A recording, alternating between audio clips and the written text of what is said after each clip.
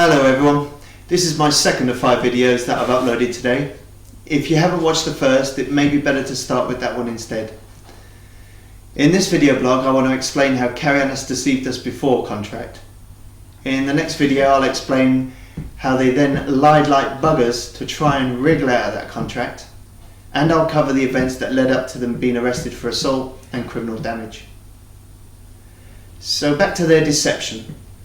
Now remember, all supporting documents and the audio of my meetings are on my website, linebuilder.com. Okay, well, we were introduced to Christofos Karayiannas Son Ltd in May 2005 by an estate agent in Cyprus. We were after a 4-bedroom detached house in a rural setting in the Famagusta district near Alonia. Now bear in mind, we are talking about the Southern Republic of Cyprus, the EU member. I know the Famagusta district is mostly in the north, but property problems happen in the south as well. Anyway, after looking at several other developers and what they had to offer, we liked to style and size a house that Karayiannas was selling. We then went with Karayiannas to find a suitable plot. Well, privacy in the garden was very important to us, and Karayiannas showed us this plot on the Agios Sergios site in Frenaros that would be perfect.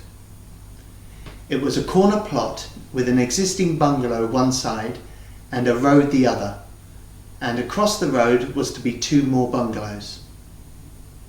This meant no one was looking into our garden or our swimming pool from anywhere. Karayiannas and the estate agent agreed it was a rare find. This was a large, expensive plot of 382 square meters, but with all this privacy, it was perfect for us.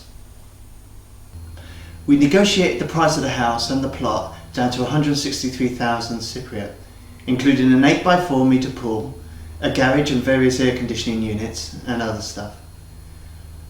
We left a small deposit of 1,000 Cypriot to secure the price and reserve the plot for us. We returned to the UK and smoothed out timings of selling our house in Surrey, worked out employment issues and schools, etc. A month later, in June 2005, I returned to Cyprus to check out Karayiannas, their build quality, the site plan, and to propose some interior changes. I also on that trip found an independent lawyer they had never dealt with before to draw up the contract between us. After that trip, the contract went back and forth a few times as we adjusted it to suit our needs. We also did some tinkering with the design of the house. It originally had an arch on the front, but with the power of Photoshop, I was able to suggest columns, which we thought would look better. Other changes we made to the house were the positioning of the windows, the toilets, the showers, the cooker and the sink. All of which is why we chose off plan, to customise. In August 2005, the contract was signed and deposited in the land registry for specific performance. Our first instalment of 39,000 Cypriot was paid. In October 2005, the foundations of our house were laid. We were sent this photo from the Karayiannas office and told that all the requests for the interior changes were met. In the picture here you can see the other foundations, which at the time we assumed were for the bungalows across the road. In December 2005 we paid for the frame stage at 26,000 Cypriot. We had no problem keeping up with the stage payments for our home in Cyprus. Our house in Surrey went under offer very quickly. We also had a Virgin One flexible mortgage. Now with a lot of equity in our house, we could release about £200,000 sterling for the stage payments with just a phone call, 24/7. Of course this meant the more we took out, the more interest we would pay monthly, but that was fine. Christmas 2005 coming to New Year 2006 was a happy time. In 8 months we'd be set up in Cyprus and I'd start a new business there. Then, on the 20th of January 2006, Karayiannas emailed us photos of our house. We noticed none of the interior changes that we had requested were done. None of them.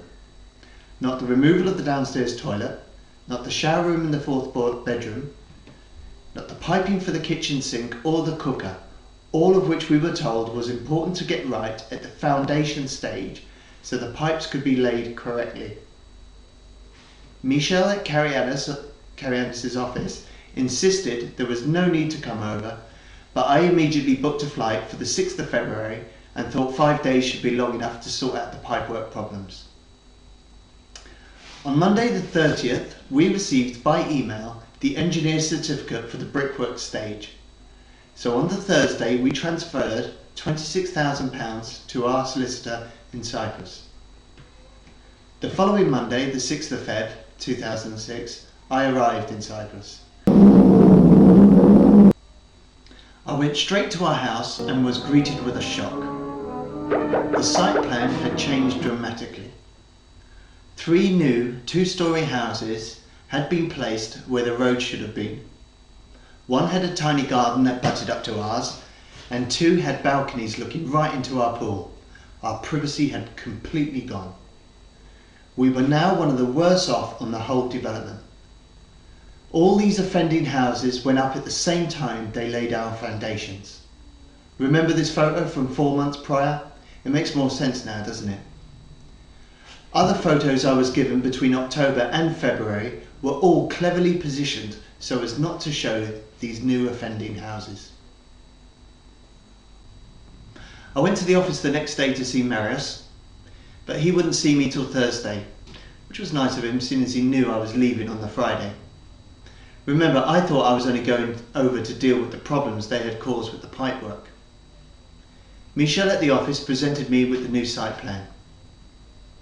Okay, so this is the site plan we would sold the property with. Our house would be here, and these are the roads. Here are the bungalows. All this is admitted by Christofos Karayiannas in the audio as well. You will also notice that they marked in some parking off the road and a children's playground. There was also to be a green area adjacent to our house. Now I have additional proof that this plan was never to be executed, but I'll save that proof for the court. This is the appendix in our contract. Our house is highlighted here. These lines are the same indications of the road system. Here again is the plan given with the appendix blended in. The road system matching up nicely. This is what it was changed to. The 3 houses placed where the road was to be.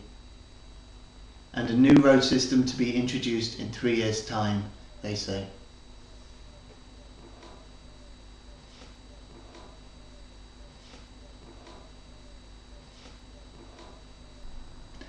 In my next video blog, I'll explain what happened when I met Meadows on that Thursday, how he offered us extra land or even to give us our money back, how I had to chase him through February for a response, and what led up to him and his father being arrested.